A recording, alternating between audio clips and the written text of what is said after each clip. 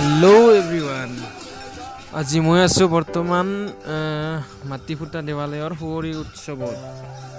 তো ইয়াতে প্ৰতি বছৰে হোলীৰ দিনা মানে ইয়াতে সুঁৱৰি উৎসৱ হয় আৰু চব মানুহ মানে হোলী চলি খেলি গা চা ধুই পূৰা চাফা হৈ আহি ভাত চাত খাই ইয়াতে তাৰমানে সুঁৱৰি চাব আহে চবে।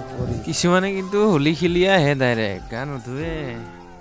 সুঁৱৰি কি বহুতে নাজানিব পাৰে, তো ভিডিঅ'টো চাই থাকিলে নিশ্চয় গম পাব।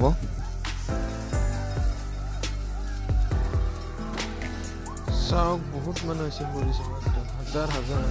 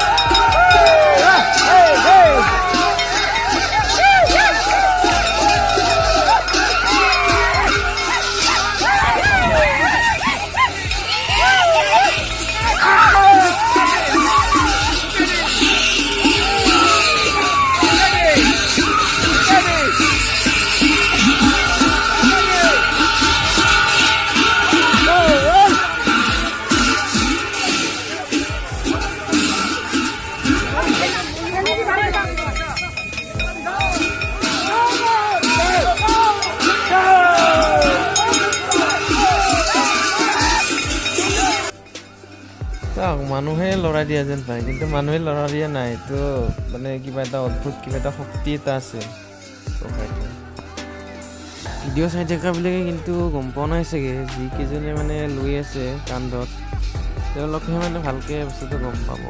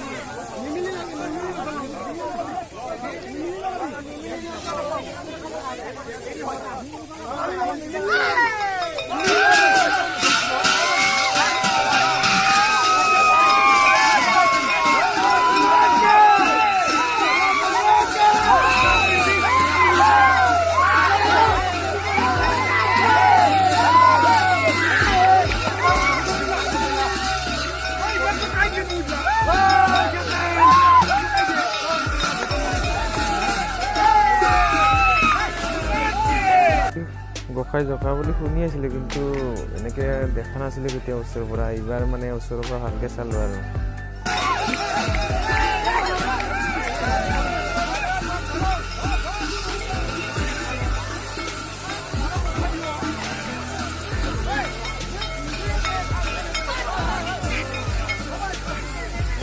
ইয়াতে মানে বহুত কেইটা গোসাঁই লৈ আহে, 6-7টামান গোসাঁই লৈ আহে, কিন্তু গোটেইবিলাক গোসাঁই নজগে, তাৰে 2টামান গোসাঁই জগে।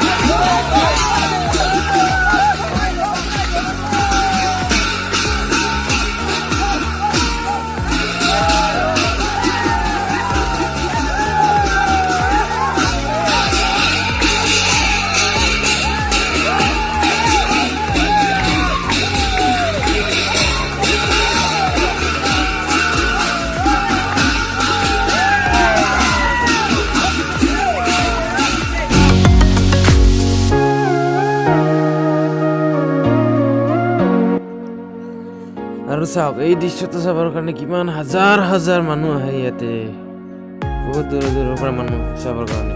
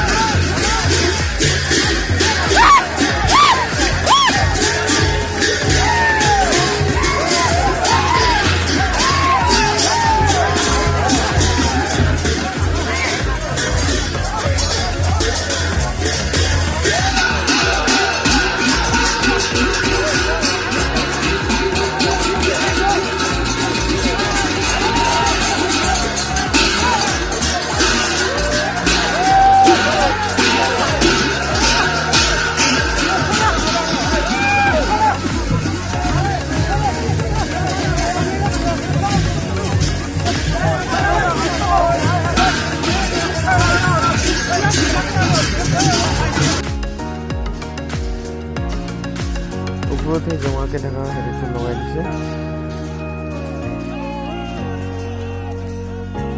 মালা চালা পিন্ধাই দিল এতিয়া আৰু নজকে তো কোনোবাই যদি আৰু চাব বিচাৰে গোসাঁই জকা তো অহা বছৰ চাব পাৰিব তো আৰু এটা কথা যদি গোসাঁই জকা চাব বিচাৰে 2টা বজাৰ ভিতৰত মানে উপস্থিত হ'ব লাগিব এইটো জেগাত নিৰ্দিষ্ট হ'ল লোহানীঘাট কামৰূপ অসম মদনপুৰ বুলি কয় ঠাইখিনি শ্ৰী শ্ৰী মাটিফুটা মদন মোহন দেৱালয় তাতে হয় তো আজিলৈ এৰিলোঁ টাটা বাই বাই